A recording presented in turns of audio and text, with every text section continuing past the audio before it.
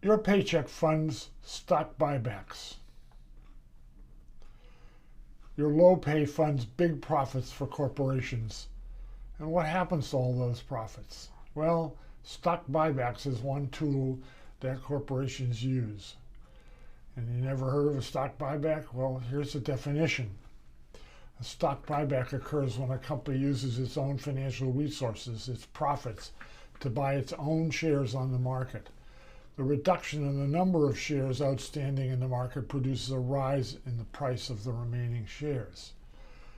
This practice was illegal until the Reagan administration changed that regulation in 1982. So corporations are using their profits to pump up the wealth of stockholders instead of reinvesting in the business and paying you a higher wage or salary. So who benefits from stock buybacks? Well, over 90% of all stocks are owned by the top 10% of the population, and most really by the top 1 to 2%. So stock buybacks are a big deal. Total U.S. stock buybacks between 2010 and 2024 was approximately $13 trillion. Just for comparison's sake, the output of the U.S. economy in 2024, the gross domestic product, was about 29 trillion. So a big share of the tsunami of wealth inequality of the past 50 years has come from stock buybacks.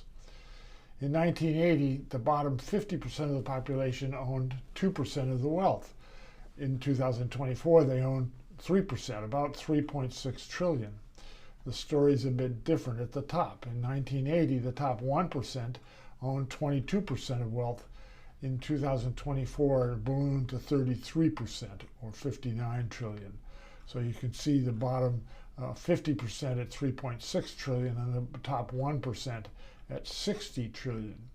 So there's a lot more info here in my book, The Heist, How the Rich and Corporations Stole the American Dream. And it's available in both ebook and paperback formats at Amazon and Ingram Spark. And also go to theheist.us for more info. Thanks a lot.